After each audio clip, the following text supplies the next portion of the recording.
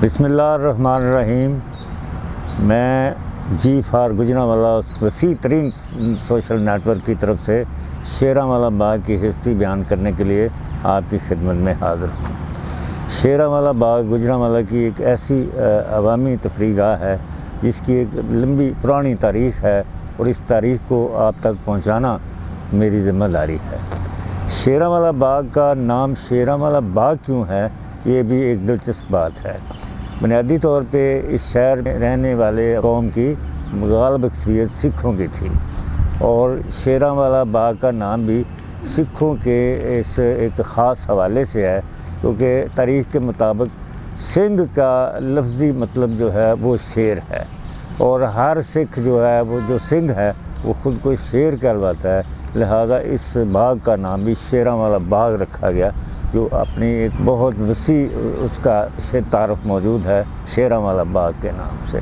और उसके साथ ही शेरांवाला बाग के एक अहाते में महाराजा रणजीत सिंह के वालिद की आखिरी आरामगाह भी है, जो इस बात की दलील है कि ये जो नाम शेरांवाला बाग रखा गया है इसकी बुनियादी वजह यही थी। इसके अलावा शेरांवाला बाग की जो सबसे बड़ी और अहम तरीन शनाख्त है वो सैयद अता शाह बुखारी जैसे जय्यद आलम दीन की यहाँ मुसलसल आमद और ईमान परवर तकारीर हैं। सैयद अता शाह बुखारी साहब का कमाल ये था तो गुजरांवाला हो, लाहौर हो या कहीं भी हों, आप अपने सामीन को अपनी सहर अंगेज़ शख्सियत और रूह परवर इल्मी ताकत से जकड़ के रखते थे। यहाँ भी सूरत यही थी कि शेरांवाला बाग में जब भी आप सैयद अता शाह बुखारी साहब की आमद होती तो लोगों का एक जिम्मे गफ़ीर यहाँ इकट्ठा होता और आपकी इल्मी वसअत से मुस्तफ़ीद होता और ख़ताबत के मज़े लेता।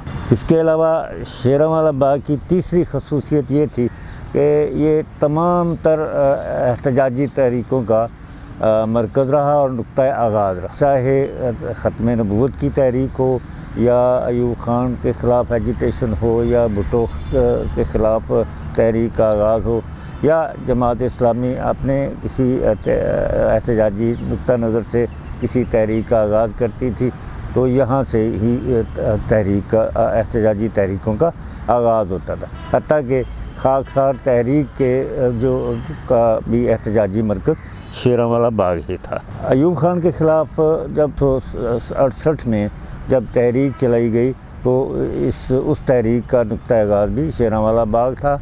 यहाँ मतलब तहरीक भी चली और गुजरांवाला की तारीख़ में शायद पहली मरतबा एहतजाजी जो कारकुन थे उन पे गोली भी चली और शेरांवाला बाग की दीवार पे बैठे हुए 7-8 नौजवान जो थे वो तलबा थे गालबन या मज़दूर थे, वो गोलियों का शिकार हुए, जिनमें से 2-4 लोग अपनी जान से हाथ धो बैठे। भुट्टो के ख़िलाफ़ तहरीक भी यहीं से चली और भुट्टो के ख़िलाफ़ जो दीनी जमातों का इज्तिमा था उसका एक रूह परवर मंज़र यहाँ देखा गया। तारीख़ में पहली दफ़ा शायद जमात अहले सुन्नत और जमात अहले हदीस और देवबंदी मकतबा फ़िक्र के उलमा यकजा हुए। एक पूरा दिन यहाँ गुजारा गया, गालबन वो जुमे का दिन था और अल्लामा एहसान लाई ज़हीर और सैयद साहबज़ादा फैज़ुल हसन और गुलाम गौस हज़ारवी मरहूम ने एक ही प्लेटफार्म से तकरीर की और लोगों ने बड़े ज़ौक़ व शौक़ से ना सिर्फ वो तकरीर सुनी बल्कि नमाज जुमा की अदायगी भी मुश्तरका तौर पर की गई। इसके अलावा शेरांवाला बाग सिविल डिफेंस की इज्तिमाई मशक़ों का मरकज़ भी रहा। महकमा शहरी दिफा के मुंतज़मीन तो सरकारी मुलाज़मीन होते थे, लेकिन जो एक्शन फ़ोर्स होती थी, जो लोग मतलब काम करते थे अवामी खिदमत का, वो रज़ाकार होते थे। लेकिन एक बात थी कि उस ज़माने में सिविल डिफेंस के रज़ाकार की अहमियत भी एक पुलिसमैन जैसी होती थी। लोग उसी तरह उससे डरते भी थे और उसका एहतराम भी करते थे। शेरांवाला बाग का जो खूबियत ये थी कि सिविल डिफेंस को अपने तरबीती मशक़ों के लिए यहाँ एक वसी और मतलब मैदान दस्तयाब था। पूरे शहर में ऐलान होता था कि फ़लाँ दिन शेरांवाला बाग में सिविल डिफेंस की तरफ से तरबीती मशक़ों का एहतमाम किया जाएगा, जिसमें बाकायदा एयर अटैक यानी हवाई हमला और आग लगने के मनाज़र और मुतासरीन को आग से निकालने की तमाम तर जो एक्टिविटी होती थी, जो सरगर्मी होती थी, वो अमलन दिखाई जाती थी। यहाँ शेरांवाला बाग में मुकर्रर दिन पर लोगों का एक बहुत बड़ा हजूम जमा होता और ये बारादरी जो है ये उन दिनों गालबन 2 मंजिला थी, 2 मंजिला या 3 मंजिला थी। बाकायदा जहाज़ आता, एक मसनूई सा धमाका किया जाता, बिल्डिंग में आग लगती, फिर सिविल डिफेंस के जो रज़ाकार थे, इमदादी कारकुन, वो उस बिल्डिंग में मौजूद मुतासरा ख़ानदान को रेस्क्यू करते और सीढ़ियों और रस्सों की मदद से उन लोगों को उस बिल्डिंग से उतारा जाता और लोग देखते बड़े महजूज होते। शेरांवाला बाग अवामी तफरीगाह तो थी ही, लेकिन शेरांवाला बाग का एक कमाल ये था कि यहाँ सुबह को लोग सैर करने के लिए आते थे और सपैर को यहाँ जो इकट्ठ होता था वो इल्मी अदबी मबाहस किए जाते थे उस वक़्त। और उस ज़माने के इस इल्मी अदबी इकट्ठ के जो सुरखेल थे वो जनाब अरशद मीर मरहूम थे, बहुत बड़े अदीब, शायर, बड़ी नामवर शख्सियत, माहिर कानून थे। हमारे प्यारे गुजरांवाला की हर दिल अजीज़ शख्सियत जनाब मोहम्मद सईद लोन पहलवान थे, वो थे उस मतलब ज़माने में बड़ी नुमायाँ शख्सियत। और एक बहुत बड़ी लिखी शख्सियत प्रोफेसर इफ्तिखार मलिक मरहूम थे, जो मतलब बहुत बड़ी इल्मी शख्सियत थी। ये सब लोग यहाँ बैठते, बातें होती, इल्मी गुफ्तगू होती, बहस होती, लेकिन कज बहसी नहीं होती थी। सब लोग एक दूसरे का एहतराम करते थे, एक दूसरे की इल्मी वसअत और उसकी अहमियत को तस्लीम करते थे और एक दूसरे से अपना इल्म शेयर करते थे, ठूंसने की कोशिश नहीं करते थे। कि ख़ास तौर पे इस बैठक में सईद पहलवान लोन, मैं मतलब उनकी एहतराम में कोई कमी नहीं करना चाहता। उनकी सबसे बड़ी खसूसियत उनके अज़ीज़ दोस्त मरूफ इनकलाबी शायर अमीन गिलानी की शायरी होती थी। अमीन गिलानी आजकल टीवी स्क्रीनों की रौनक सैयद सलमान गिलानी के वालिद मोहतरम थे और अपने लोन साहब के, सईद पहलवान लोन साहब के बहुत क्लोज़ दोस्त थे। और उस शाम की जो इल्मी अदबी बैठक होती थी उसमें सईद पहलवान जो थे वो अमीन गिलानी साहब की शायरी बड़े ज़ौक़ व शौक़ से मतलब सुनाते थे और लोग सुनते भी थे और दाद भी देते। शेरांवाला बाग अवामी मेलों की एक माजगा भी था।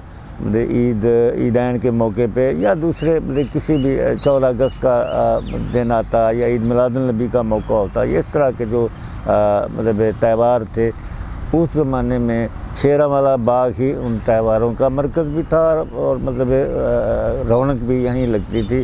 ख़ास तौर पे ईदैन के मौके पर बच्चे, ख़वातीन और मतलब जो लोग थे आते थे यहाँ और बड़ी रौनक लगती थी। अलावा ये शेरांवाला बाग जो है वो मुख्तलिफ़ अवामी सकाफ़ती तक़रीब का मरकज़ था।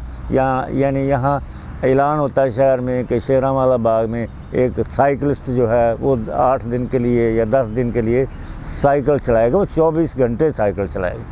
यहाँ कैंप लगता, पड़ाव बनता, उसके लिए बाकायदा ग्राउंड बनाई जाती, एक सर्कल बनाया जाता जिसमें उस साइकिलिस्ट ने साइकिल चलाना होता था और लोग हज़ारों की तादाद में, सैकड़ों हज़ारों की तादाद में इकट्ठे होते।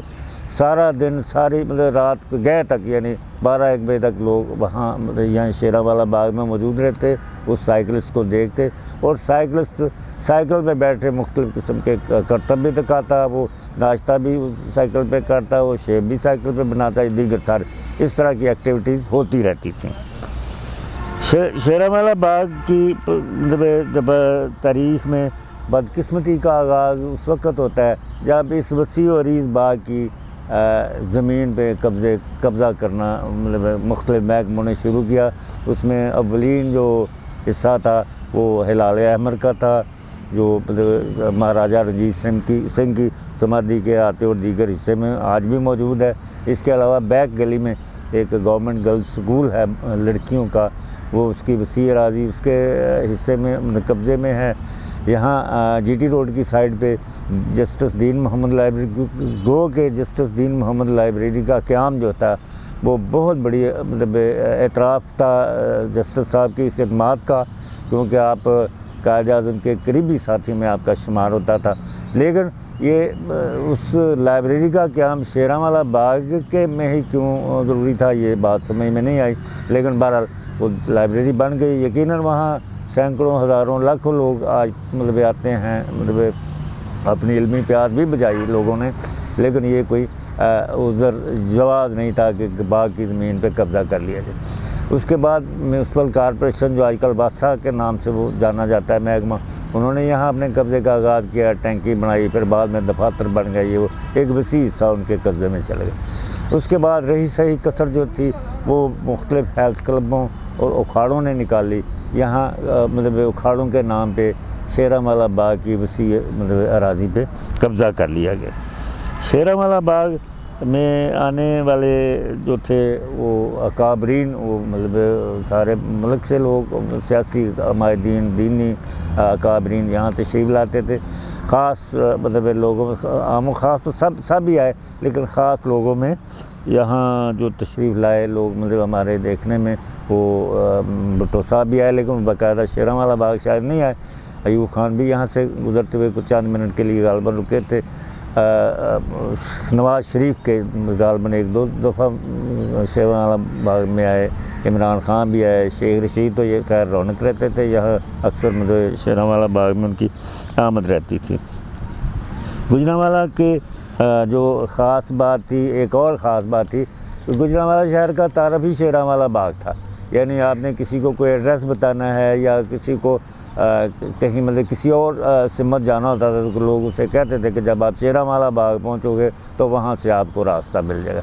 मेरी इल्म यादाश्त में जितनी तारीख़ मौजूद थी वो मैंने बयान कर दी है। इख्तलाफ का हक़ यकीनन सबको मौजूद है, क्योंकि मैं अपनी जो ज़िंदगी के जो मेरे होश के 60 साल हैं उनमें जो कुछ मैंने देखा वो मैंने बयान कर दिया। ये इसका इसी तरह जब मैं कब्ज़े की बात कर रहा था तो शेरांवाला बाग के जीटी रोड फ्रंट पे और अंदरून लाहौरी दरवाज़े में जितनी दुकानें बनी हुई हैं वो सब शेरांवाला बाग की ज़मीन पे बनी। इसका मुजरम कौन है, इसका ज़िम्मेदार कौन है, ये मतलब मुख्तलिफ़ महकमे हैं जिनकी गफलत से ये बाग सुकड़ता चला गया।